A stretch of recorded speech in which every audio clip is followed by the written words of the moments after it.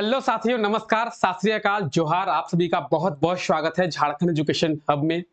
मैं हूं रितेश और आज है 18 जून और 18 जून से झारखंड के जितने भी इंपॉर्टेंट करंट अफेयर्स बनेंगे, आज के इस क्लास में हम उन करंट अफेयर्स के बारे में बात जो है वो करने वाले हैं। जैसा कि आप लोग सभी जानते हैं, डेली सुबह 5 बजे ये क्लास होती है और इस क्लास में प्रॉपर हम लोग झारखंड के करंट अफेयर्स के बारे में चर्चा जो है वो करते हैं। तो आज भी इस क्लास में हम लोग झारखंड के करंट अफेयर्स के बारे में चर्चा करने वाले हैं। इस क्लास में हम लोग ना केवल झारखंड के करंट अफेयर्स के बारे में देखेंगे, बल्कि साथ ही साथ झारखंड के स्टैटिक जीके और झारखंड के जीके को भी रिलेट करते हुए चलेंगे और प्रॉपर मैपिंग के जरिए झारखंड के करंट अफेयर्स के बारे में हम लोग बात जो है वो करने वाले हैं। तो चलिए क्लास को शुरू करते हैं और देखते हैं झारखंड के करंट अफेयर्स के बारे में।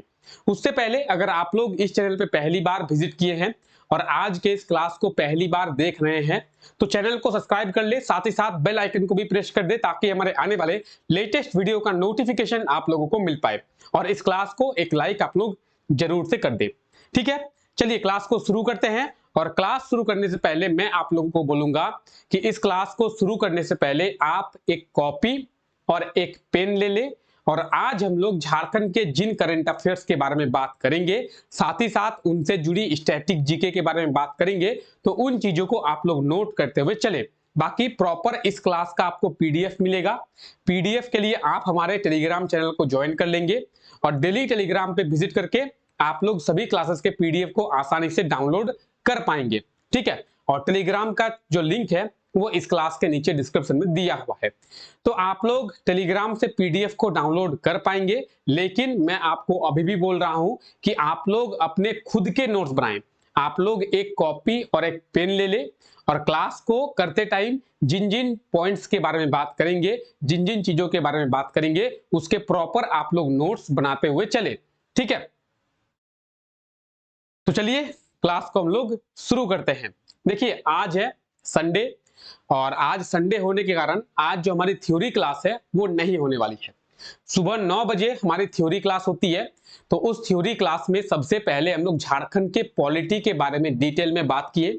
झारखंड के पॉलिटी के बारे में डिटेल में हम लोग थ्योरी को कंप्लीट किए।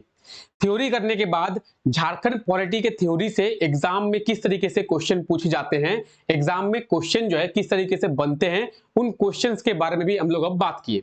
कल कौन सा दिन है? कल है मंडे यानी सोमवार और कल मंडे से हम लोग झारखंड इकोनॉमी को स्टार्ट करने वाले हैं, यानी झारखंड की अर्थव्यवस्था के बारे में हम लोग समझने वाले हैं।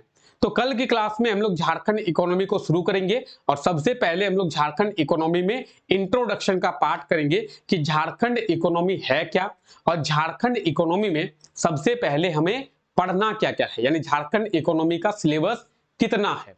ठीक है, तो चलिए इस क्लास में ज्यादा देर ना करते हुए क्लास को हम लोग शुरू करते हैं।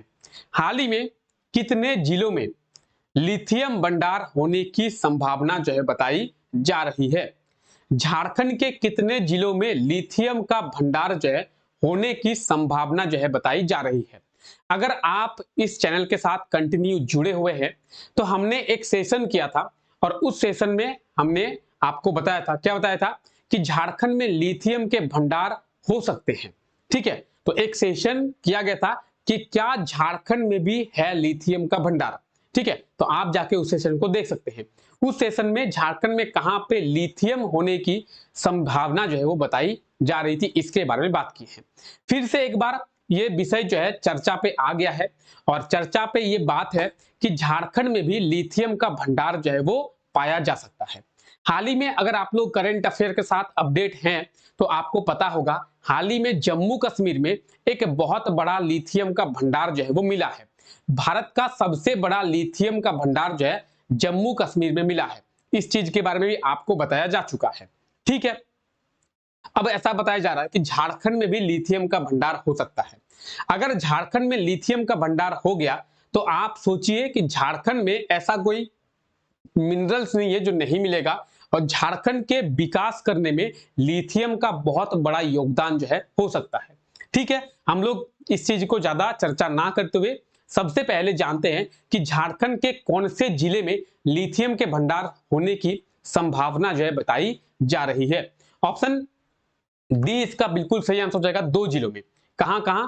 Koderma mica capital of India, Bharat की अभ्रक राजधानी के रूप में जाने जाने वाली कोडरमा जिले में लिथियम के भंडार हो सकते हैं, ये माना जा रहा है। साथ ही साथ हजार बागों का शहर हजारीबाग, कोडरमा और हजारीबाग इन दोनों जिलों में यह संभावना बताई जा रही है कि लिथियम के भंडार जो है वो हो सकते हैं।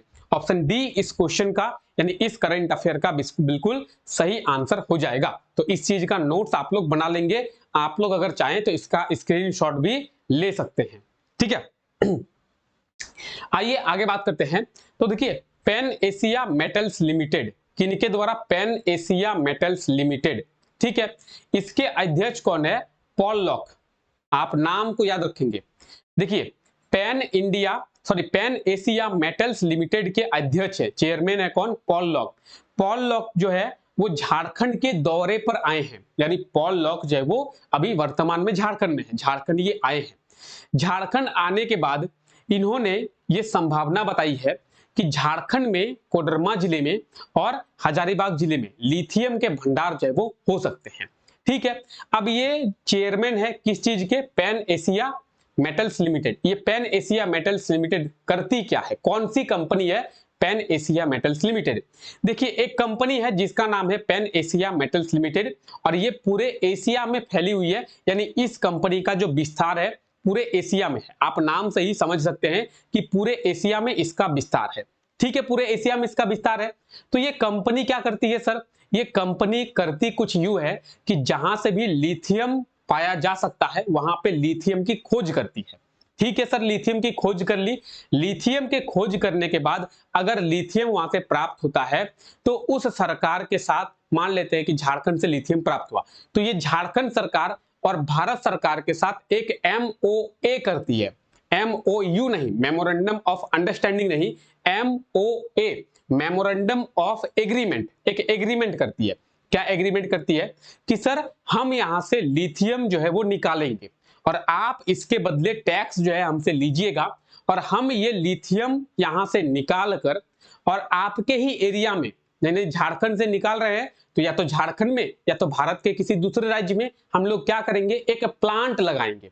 प्लांट लगाने के बाद क्या करेंगे? हम उस लिथियम से बैटरी का निर्माण करेंगे, जिस बैटरी से इलेक्ट्रिक व्हीकल जो है वो चल पाएगा, यानी इलेक्ट्रिक व्हीकल जो है वो लिथियम बैटरी से ही चलती है। अगर बात करेंगे, आप अभी ये वीडियो मोबाइल में देख रहे होंगे तो आपका जो मोबाइल का बैटरी है वो लिथियम का ही है, मोबाइल का बैटरी लिथियम से ही बना हुआ है। अगर आप ये वीडियो अपने लैपटॉप में देख रहे हैं तो आपके लैपटॉप का भी जो बैटरी है वो लिथियम का ही है। यानी आज के प्रेजेंट टाइम में हम लोग जिस भी इलेक्ट्रॉनिक डिवाइस की बात करें या फिर इलेक्ट्रिक कार की बात करें, जिसमें भी बैटरी का इस्तेमाल कर रहे हैं, वो बैटरी जो है लिथियम बैटरी ही है। लिथियम बैटरी की एक खासियत क्या है? लिथियम बैटरी की ये खासियत है, आप बोलेंगे सर लैपटॉप में, मोबाइल में, इलेक्ट्रिक व्हीकल में क्यों लिथियम बैटरी का उपयोग किया जाता है?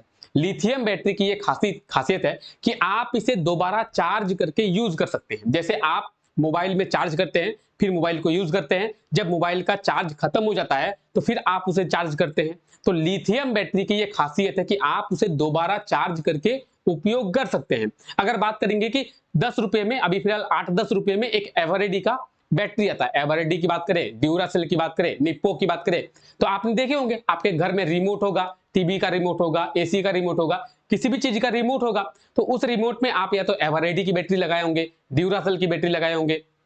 एग्जाम्पल में जैसे मेरा ये माउस है, इस माउस की बात करें, ये माउस जो है वायरलेस माउस है, इसमें वायर नहीं है। वायरलेस माउस जब है तो इसके अंदर बैटरी लगती है, इसके अंदर जब बैटरी लगती है तो आप देख पाएंगे इसके अंदर बैटरी लगी हुई है। इसके अंदर जो बैटरी लगी हुई है वो कौन सी बैटरी है? वो है एवरेडी का बैटरी। एवरेडी का जो बैटरी है, तो ये जो बैटरी है लिथियम बैटरी नहीं है। लिथियम बैटरी नहीं है, इसका मतलब इस बैटरी का उपयोग दोबारा नहीं किया जा सकता है। अगर ये बैटरी खत्म हो गई तो उसके बाद मुझे दूसरी बैटरी लगानी पड़ेगी, इसे मैं चार्ज नहीं कर पाऊंगा, ये चार्ज नहीं हो सकती है। तो लिथियम बैटरी जो है वो चार्ज होती है, ठीक है, लिथियम बैटरी चार्ज होती है। तो पैन एशिया मेटल्स लिमिटेड क्या करती है? लिथियम बैटरी का निर्माण करती है, लिथियम को निकालकर। आई होप आप लोग सभी समझ गए होंगे। और आप यहाँ पे देखेंगे कोडरमा और हजारीबाग जिले से लिथियम का भंडार होने की संभावना जो है वो बताई जा रही है, ठीक है। तो पैन एशिया मेटल्स लिमिटेड के जो चेयरमैन है पॉल लॉक, उनके द्वारा ये संभावना बताई गई है, वो अभी झारखंड के दौरे पर आए हैं। लिथियम की बात करेंगे, आप देख सकते हैं कुछ इस प्रकार का होता है लिथियम, और अब आगे जाके हो सकता है कि झारखंड से भी लिथियम जो है वो मिल सके। लिथियम तो आप देख रहे होंगे लिथियम के बारे में, ठीक है। और लिथियम की अगर हम लोग बात करें तो ये पीरियोडिक टेबल पर तीसरे नंबर पर आती है, हाइड्रोजन, हीलियम, लिथियम, ठीक है। तो इसका एटॉमिक नंबर की बात करेंगे, एटॉमिक नंबर आप देख सकते हैं, इसका एटॉमिक नंबर जो है वो 3 है। Li के सिंबल से इसे जो है डिनोट किया जाता है, और एटॉमिक वेट को भी आप देख सकते हैं, ठीक है। आगे चल के आप लोगों के लिए एक नया चैनल जो है वो लाया जा रहा है, और उस नए चैनल पे हम लोग जो है पूरे साइंस को कंप्लीट करेंगे बहुत ही अच्छे तरीके से, चाहे केमिस्ट्री की बात करें, फिजिक्स की बात करें, बायोलॉजी की बात करें, सभी चीजों को हम लोग डिटेल में कवर करेंगे। फिलहाल लिथियम की बात कर रहे थे, तो लिथियम का एटॉमिक नंबर आप लोग याद रखें 3, हाइड्रोजन 1, हीलियम 2 और लिथियम 3। तो लिथियम का एटॉमिक नंबर जो है वो 3 है, ठीक है। और सिंबल की बात करें Li से इसे जो है डिनोट किया जाता है, और एटॉमिक वेट भी आप यहाँ पे देख सकते हैं, ठीक है। चलिए, और अल्कली मेटल लिए, चलिए आगे बात करते हैं। हाल ही में झारखंड में कब से ड्रॉप आउट अभियान की शुरुआत जो है वो किया गया है। ड्रॉप आउट अभियान, ये ड्रॉप आउट अभियान क्या है, सबसे पहले इसके बारे में हम लोग समझेंगे। देखिए, ड्रॉप आउट का मतलब है कि कोई भी चीज को करते हुए आप छोड़ दें। आप कोई काम कर रहे हैं, आप छोड़ दिए, हो गया ड्रॉप आउट। मान लेते हैं कि कोई कंपनी है ए, उस कंपनी में 20 लोग काम कर रहे हैं, 20 लोग काम करते करते 10 लोग जो है छोड़ दिए। अगर कंपनी से पूछा जाए कि यहाँ पे कितने ऐसे वर्कर्स हैं जो ड्रॉप आउट है, तो कंपनी बोलेगी 10 जो है ड्रॉप आउट है, ठीक है। अगर हर महीने उस कंपनी में 10 लोग छोड़ देते हैं, तो बोलेगा कि यहाँ पे महीने का ड्रॉप आउट एवरेज क्या है, तो महीने का ड्रॉप आउट एवरेज जो है वो 10 है 100 में से, ठीक है। तो हर चीज में ड्रॉप आउट किसे कहते हैं, करते हुए किसी चीज को छोड़ दिया जाए, ठीक है। अभी हम लोग ड्रॉप आउट अभियान की बात करें, ये ड्रॉप आउट अभियान कौन सा है, तो ये ये जो ड्रॉप आउट अभियान है वो पढ़ाई से जुड़ा हुआ है, छात्रों से जुड़ा हुआ है ड्रॉप आउट अभियान। वैसे छात्र, कौन से छात्र, जो पढ़ाई को कंटिन्यू कर रहे थे, लेकिन पढ़ाई को कंटिन्यू करते करते पढ़ाई को बीच में छोड़ दिए, चाहे फैमिली प्रेशर की बात करें या फिर इकोनॉमिकल कंडीशन की बात करें, रीजन कुछ भी हो सकता है, लेकिन पढ़ाई को बीच में छोड़ दिए। मानते हैं कि 10th तक पढ़े, उसके बाद काम करने शुरू कर दिए। हालांकि रीजन जो है बहुत सारे होते हैं, किसी की फैमिली बैकग्राउंड इतना अच्छा नहीं होता है कि वो पढ़ पाए, ठीक है, उसको काम करना पड़ता है, बहुत सारे रीजन होते हैं। फिलहाल रीजन की हम लोग बात नहीं कर रहे हैं, हम लोग बात करें ड्रॉप आउट अभियान है कि, उसके बाद हम लोग रीजन के बारे में भी बात करेंगे। ड्रॉप आउट अभियान का मतलब यह है कि जो लोग पढ़ाई करते करते पढ़ाई को छोड़ दिए, अब मान लेते हैं पढ़ रहे हैं 8 क्लास में ही छोड़ दिए, 9 में ही छोड़ दिए, 10th को पास किए, 10th पास करने के बाद 11th में एडमिशन लेना चाहिए, 11th में एडमिशन नहीं लिए, 10th पढ़ के ही छोड़ दिए। ऐसा कोई है जो 12th पास किए, 12th पास करने के बाद ग्रेजुएशन पे एडमिशन लेना होता है, लेकिन ग्रेजुएशन में एडमिशन ना लेके 12th में ही अपनी पढ़ाई को छोड़ दिए, और पढ़ाई को छोड़ने के बाद अपना काम करने शुरू कर दिए, ठीक है। अब रीजन बहुत सारे हो सकते हैं, लेकिन अभी हम लोग बात करें ये ड्रॉप आउट अभियान, तो वैसे जो स्टूडेंट्स हैं जिन्होंने पढ़ाई करते करते पढ़ाई के ड्यूरेशन में अपनी पढ़ाई छोड़ दी, उन लोगों को फिर से शिक्षा से जोड़ा जाएगा। जैसे कोई बच्चा है, क्लास 5 तक पढ़ा, क्लास 5 तक पढ़ने के बाद वो जो है अपनी पढ़ाई को छोड़ दी। कई रीजन होंगे, आप देखे होंगे कोरोना में बहुत से छात्रों का पढ़ाई छूट गया, बहुत से लोगों का जॉब छूट गया, बहुत सी चीजें हो गई। तो कोरोना में बहुत से ऐसे स्टूडेंट्स हैं जिनकी पढ़ाई जो है वो छूट गई। जब पढ़ाई छूट गई तो उन्हें दोबारा पढ़ाई से जुड़ने का मौका ही नहीं मिला।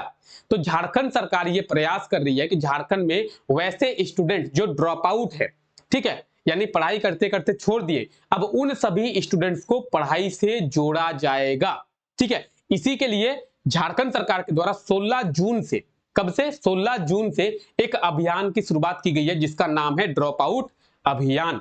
तो आई होप सो कि ड्रॉप आउट अभियान है क्या, इसके बारे में आपको पता चल गया होगा, इसलिए इतना बहस हम लोग किए ड्रॉप आउट अभियान के बारे में। 16 जून से इसकी शुरुआत की गई है, ऑप्शन सी इसका बिल्कुल सही आंसर हो जाएगा, और इसे जो है 1 महीने चलाया जाएगा। 16 जून से 15 जुलाई तक ड्रॉप आउट अभियान झारखंड में चलाया जाएगा, और झारखंड के वैसे स्टूडेंट्स जो पढ़ाई को छोड़ दिए हैं बीच में, उन लोगों को फिर से पढ़ाई से जोड़ा जो है वो जाएगा, ठीक है। उसके बाद हम लोग क्या बात किए थे, हम लोग 2-3 क्लास पहले ही देखे थे कि झारखंड का जो ड्रॉप आउट रेट है वो कितना है। झारखंड का ड्रॉप आउट रेट है 7.9%। अगर इंडिया की बात करेंगे तो इंडिया का जो ड्रॉप आउट रेट था वो कितना था, 12.60%। ठीक है, और झारखंड का 7.98%, यानी ओवरऑल हम लोग कहें 8%।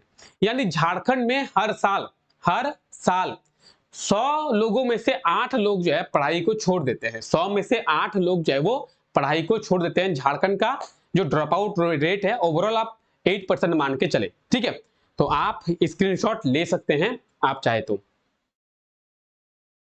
ड्रॉप आउट अभियान क्या है, ड्रॉप आउट क्या है, कब से लेकर कब तक इसे चलाया जाएगा, सभी चीजों के बारे में हम लोग बात जो है वो कर लिए हैं। ठीक है, तो ड्रॉप आउट अभियान की शुरुआत 16 जून से किया गया है हमारे झारखंड में। ठीक है, चलिए, हाल ही में राज्य के किस एजुकेशनल इंस्टीट्यूट के द्वारा वाटर प्रूफ जूट विकसित किया गया है। वाटर प्रूफ जूट क्या है, तो देखिए आईआईटी आईएसएम इसका बिल्कुल सही आंसर होगा। हम लोग बाद में आईआईटी आईएसएम के बारे में बात करेंगे, फिलहाल आप लोग याद रखें आईआईटी आईएसएम धनबाद के द्वारा। ठीक है, आईआईटी आईएसएम के द्वारा एक वाटर प्रूफ जूट का विकसित जो है किया गया है, डेवलप किया है। कौन सा जूट, तो एक कैरी बैग, जैसे प्लास्टिक का अभी कैरी बैग आता है, आप लोग देखे होंगे, आप अभी कोई भी सामान लाइए तो उसमें आप प्लास्टिक में लाइएगा। ठीक है, क्योंकि बहुत इजीली अवेलेबल हो जाता है और प्लास्टिक जो है आज के टाइम पे बहुत उपयोगी होने लगा है। लेकिन उस प्लास्टिक से हमारे इन्वायरमेंट को बहुत ही ज्यादा नुकसान जो है वो हो रहा है। अगर आप प्लास्टिक को जलाएंगे तो भी प्रदूषण, अगर आप प्लास्टिक को जमीन के नीचे दबाएंगे तो प्लास्टिक हजारों साल लेता है, ठीक है, गलने में। मतलब हर तरीके से प्लास्टिक को जमीन के नीचे दबाएंगे तो मिट्टी खराब होगा। ठीक है, उसके बाद अगर आप जलाते हैं तो प्रदूषण खराब होगा। प्लास्टिक, आप समझिए प्लास्टिक जो है ओवरऑल एक बहुत ही नुकसानदायी चीज है। ठीक है, अब इसका जो है हम लोग कहें कि इसके लिए कोई अल्टरनेट जो हम लोग खोज नहीं पा रहे थे। प्लास्टिक का अल्टरनेट हम लोग क्या लाए, कई बार प्लास्टिक के अल्टरनेट के रूप में कागज की जो कैरी बैग होती है वो लाया गया, कागज की कैरी बैग। लेकिन कागज की कैरी बैग उतना सक्सेसफुल नहीं रहा, क्योंकि कागज के कैरी बैग में हम लोग कोई गीली वस्तु नहीं ला सकते हैं। ठीक है, दूसरी चीज, कागज की कैरी बैग जो है वो आसानी से फट जाती है। ठीक है, तो इसीलिए अब आईआईटी आईएसएम के द्वारा एक वाटर प्रूफ जूट बैग को डेवलप किया गया है। ये जूट बैग क्या है, तो इसमें आप प्लास्टिक के रूप में उपयोग कर सकते हैं। जैसे प्लास्टिक में आप जो है गीली वस्तु को भी ला सकते हैं, उसी तरीके से इस वाटर प्रूफ जूट में आप गीली वस्तु को ला सकते हैं। और आगे चल के ऐसा माना जा रहा है कि ये जो वाटर प्रूफ जूट का जो कैरी बैग है, एक कैरी बैग है जो आईआईटी आईएसएम के द्वारा डेवलप किया गया है।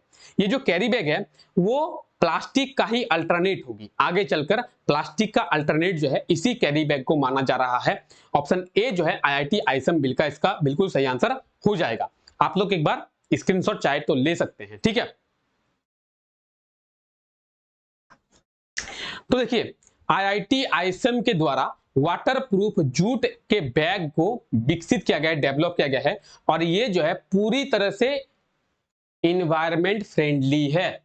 ये जो जूट का बैग है पूरी तरह से इन्वायरमेंट फ्रेंडली है, पर्यावरण के अनुकूल है। पर्यावरण को इससे कोई भी खतरा नहीं है। ये पर्यावरण को किसी भी तरीके से कोई भी नुकसान जो है वो नहीं पहुंचाएगी।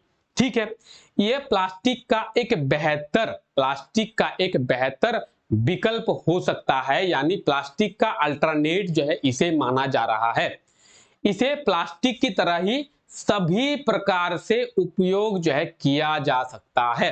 प्लास्टिक का उपयोग जैसे हम लोग सभी चीजों में कर सकते हैं, तो इसका भी उपयोग हम लोग सभी चीजों में कर सकते हैं।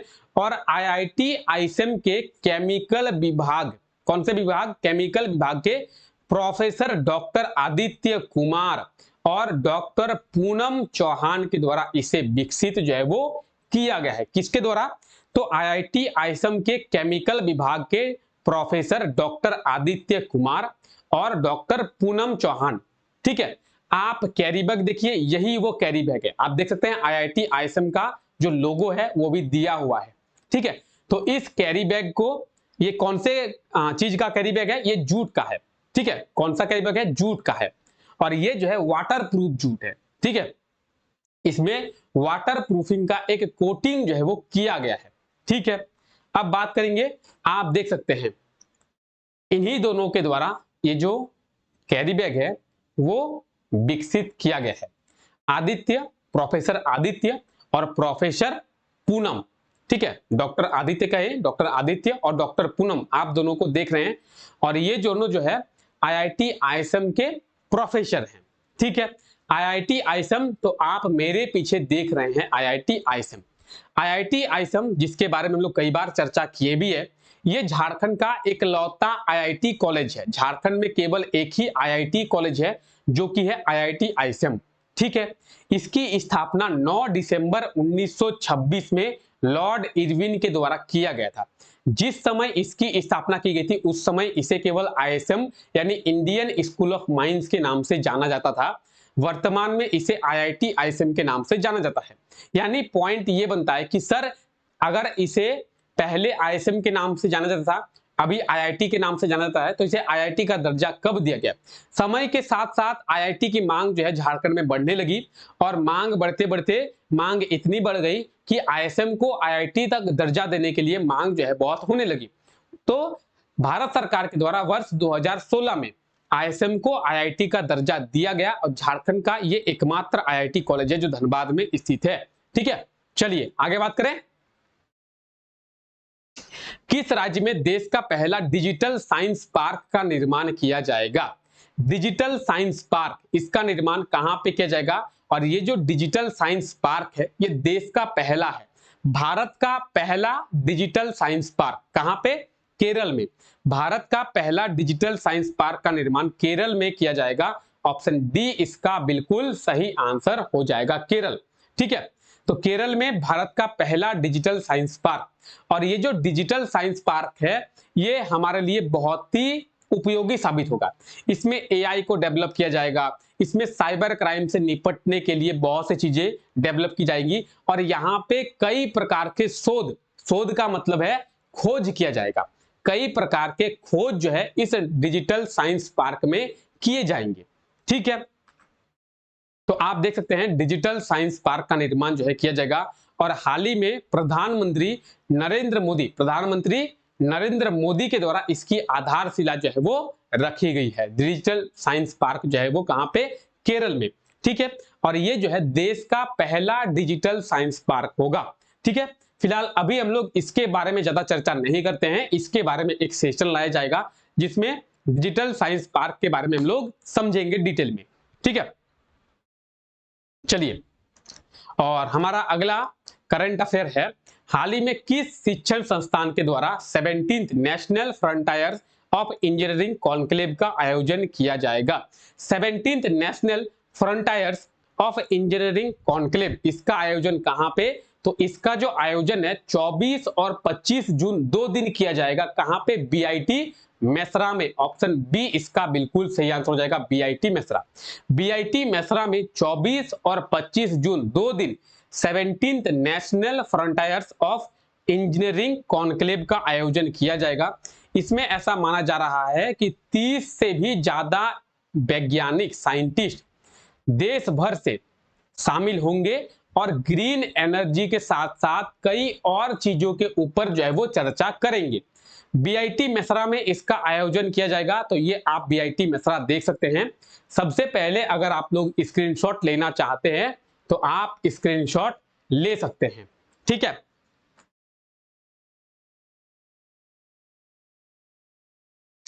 आइए बीआईटी मेसरा के बारे में चर्चा करते हैं। यह है बीआईटी मेसरा और बीआईटी मेसरा में ही इसका जो आयोजन है वो किया जाएगा 24 और 25 जून को, यानी 2 दिन किया जाएगा। ठीक है, बीआईटी मेसरा कहां पे है? रांची में ये स्थित है। 1955 में बीआईटी मेसरा की स्थापना जो है वो की गई थी और प्रेजेंट टाइम पे यहाँ के वीसी कौन है? तो इंद्रनील मन्ना, डॉक्टर इंद्रनील मन्ना जी यहाँ पे प्रेजेंट टाइम पे वीसी हैं। और अगर बात करेंगे चांसलर की तो आप सभी जानते हैं चांसलर कौन है, तो ये तो आपको बताना ही नहीं पड़ेगा, कमेंट करके आप लोग बताएंगे। ठीक है, तो ये कुछ झारखंड के इंपॉर्टेंट करंट अफेयर्स थे जिसके बारे में आज हम लोग प्रॉपर डिटेल में चर्चा किए हैं एक एक चीज के बारे में। और आई होप सो कि आप लोग सभी चीजों को समझ गए होंगे और सभी चीजों का प्रॉपर आप नोट्स जो है वो बनाए होंगे। ठीक है, अब कल के क्लास में आपसे क्वेश्चन पूछा गया था। कल हम लोग झारखंड के करंट अफेयर्स का रिवीजन किए थे, तो उस क्लास में आपसे क्वेश्चन पूछा गया था। क्वेश्चन कुछ यूं था कि हाल ही में टाटा कंपनी के द्वारा किस शहर में वाहनों के लिए, व्हीकल्स के लिए हाइड्रोजन इंजन का निर्माण जो है वो किया जाएगा। तो झारखंड के कौन से शहर में टाटा कंपनी के द्वारा व्हीकल्स के लिए, गाड़ियों के लिए हाइड्रोजन इंजन का निर्माण किया जाएगा? इसका बिल्कुल सही आंसर हो जाएगा जमशेदपुर। जमशेदपुर में टाटा कंपनी के द्वारा हाइड्रोजन इंजन का निर्माण किया जाएगा। ऑप्शन ए जो है इसका बिल्कुल सही आंसर हो जाएगा। और इसके सही आंसर की बात करेंगे तो इस क्वेश्चन का सबसे अच्छा आंसर किनके द्वारा दिया गया है, तो आइए देखते हैं इस क्वेश्चन का सबसे अच्छा आंसर जो है वो किनके द्वारा दिया गया है। तो मुकेश कुमार महातो, ठीक है, मुकेश कुमार महातो के द्वारा इस क्वेश्चन का सबसे अच्छा आंसर जो है वो दिया गया है। आप इनके आंसर को पढ़ सकते हैं, इन्होंने बहुत ही ज्यादा डिटेल में एक एक चीज के बारे में लिखा है। तो मुकेश कुमार महातो के द्वारा इस क्वेश्चन का सबसे अच्छा आंसर जो है वो दिया गया है। ठीक है, चलिए आज के लिए आपका क्वेश्चन देखते हैं। आज के लिए आपका क्वेश्चन है, आरकेएफएल के द्वारा झारखंड के किस शहर में एक प्लांट का निर्माण जो है वो किया जाएगा?